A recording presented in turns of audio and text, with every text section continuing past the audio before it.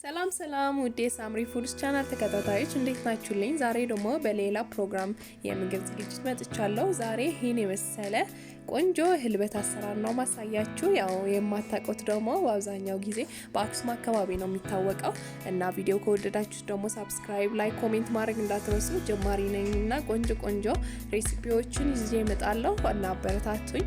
እና የሚያስፈልገን ነገሮች ወደ አሰራሩ እንግባና በመጀመሪያ ህልበት ነው የሚያስፈልገን። እኔ 9 ማንኪያ ነው የተጠቀምኩት። ብዙ ሰው ስለሆነ ነው። እናንተ መቀነስ ትችላላችሁ፣ 6ም 4ም ማድረግ ትችላላችሁ።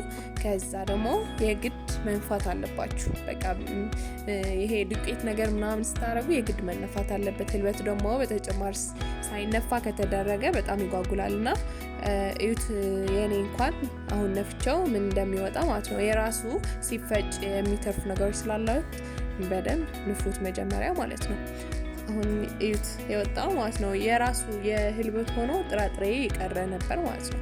ከዛ እዚህ ጋር በቀዝቃዛ ውሃ ታድርጉት። በለብ ያለ ውሃ ነው ማድረግ ያለባችሁ፣ ያልሞቀም ያልቀዘቀዘም ማለት ነው። ከዛ እዚህ ጋር እንዳይጓጉሉባችሁ በጣም መጠንቀቅ አለባችሁ። በሚክሰር መሆን ይችላል፣ ብቻ እንዳይጓጉሉባችሁ ቀስ ያላችሁ ያቀጠናችሁ ነው መሄድ ያለባችሁ። እንደዚህ ወፈር አድርጌ እኔ አሁን አቀጥነዋለሁ። ከዛ ወደ ፈላ ውሃ ስገለብጠው አይጓጉልብኝም። የጓጎለ እዚህ ጋር ወይ ደግሞ የፈላ ውሃ ግን ስንበላው ራሱ የጓጎለው አይጠፋ ማለት ነው። አሁን እኔ እንደዚህ አድርጌ አዘጋጅቻለሁ፣ አቅጥኛለሁ በደንብ አድርጌ። ከዛ እዚህ ጋር የፈላ ውሃዬን መጥኜ ነው ማድረገው። እንደምታዩት ውሃው ከአንድ ቾክ ያልበዛ ነው። ከዛ እዚህ ጋር ህልበት ስትሰሩ እጃችሁ መለየት አይፈቀድም። በቃ አንዴ እጃችሁን ከለያችሁት ወዲያው ነው ከታች የሚይዘው። ስለዚህ በደንብ ማማሰል ይጠበቅባችኋል። በስሎ እስከሚወርድ ድረስ በደንብ አማስሉት እና ይሄ በጣም ድካም ይወስዳል፣ ግን አማስሉት በደንብ ጊዜ ይፈልጋል። እኔ ቪዲዮ እንዳይረዝምባችሁ እኔ 1 ተኩል አካባቢ ሰዓት ነው ያቆየሁት። ቪዲዮ እንዳይረዝምባችሁ ግን እኔ የበሰለውን አሳያችኋለሁ። ሲበስል እንደምታዩት ነው የሚሆነው። ይኸው እዚህ ጋር አለ። ቪዲዮ እንዳይረዝምባችሁ ቶሎ አረኩት። ወደ አንድ ነው የሚሰበስበው። ከሁሉም አቅጣጫ ወደ አንድ አቅጣጫ ይመጣል። እንደምታዩት አያችኋ። ከሁሉም እንደዚህ ሲሰበሰብ በስሏል ማለት ነው።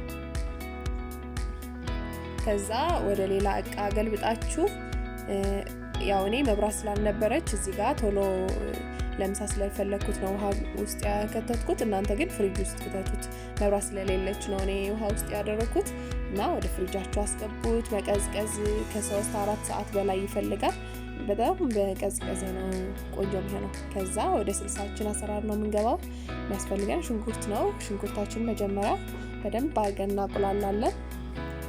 እዚህ ጋር በጣም ቆንጆ ስልስ ተሰራችሁ በቃ የሌለ ነው የሚጣፍጠው ማለት ነው።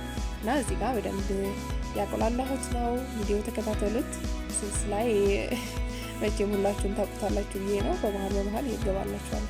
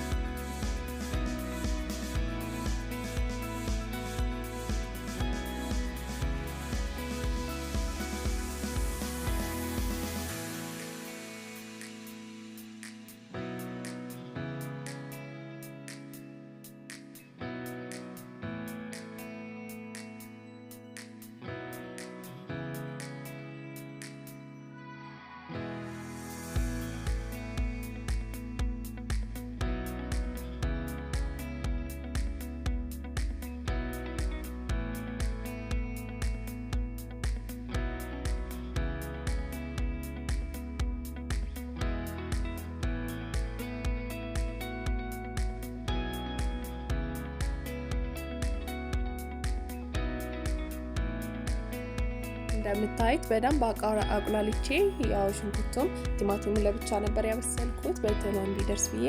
ከዛ እዚህ ጋር በርበሬ ያደረኩበት፣ ቅመም ደግሞ ቆንጆ በርበሬና ኮረሪማ ነው ያደረኩበት።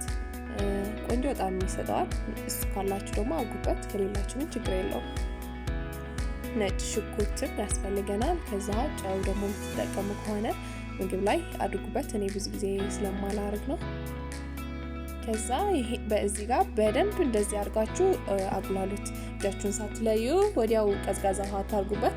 ስትከልሱትን ሙቅ ውሃ ታርጉበት። ቆንጆ ይሆናል። የበለጠ ጣፋጭ እንዲሆንላችሁ ማለት ነው። ስለሚስማማ ሁለቱም በጣም ቆንጆ ነው የሚሆነው እና በሙቅ ውሃ አድርጉት ማለት ነው።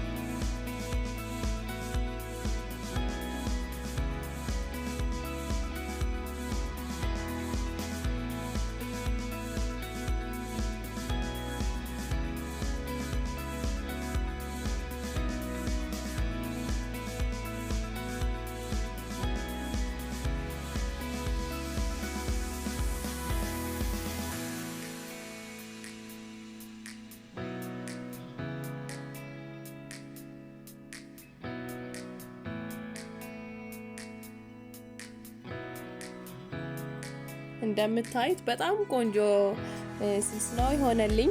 ስለዚህ እንደዚህ አርጋችሁ ቆንጆ አርጋችሁ ማሳያችሁ መሰረት አርጋችሁ ስሩት። በጣም ጣፋጭና ቆንጆ ነው የሆነልኝ እኔ። ከዛ ይሄው ለአይን ራሱ ያሳሳል ስልሱ አያችሁታ። ከዛ እዚህ ጋር ቀዝቅዞልኛል። ሲቀዘቅዝ እዩት፣ በጣም ወፍራም ነው የሚሆነው ምክንያቱም በደንብ ስለበሰለ ማለት ነው። እዩት እዚህ ጋር አሁን እኔ እንጃ በአማርኛው መምታት ነው የሚባለው። በደንብ እንመታዋለን። እዚህ ጋር በደንብ መመታት በሚክሰርም ሊሆን ይችላል። በዚህኛው በእጅ ሚክሰርም ይሆናል። ከዛ ደግሞ በእጅም ይሆናል ማለት ነው። በእጅም ማድረግ ትችላላችሁ። ቀዝቃዛ ስለሆነ እጃችሁ እንደቀዘቀዛባችሁ እንጂ በዚህም ማድረግ ትችላላችሁ ማለት ነው። ከዛ መጨረሻውን እና እዚህ ጋር ህልበት ጋር በጣም ወሳኙ ነገር ምን መሰላችሁ?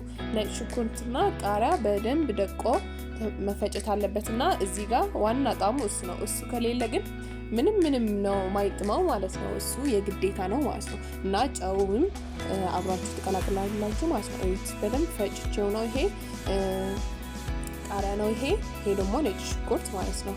ከዛ ጨውም ማድረግ አለባችሁ።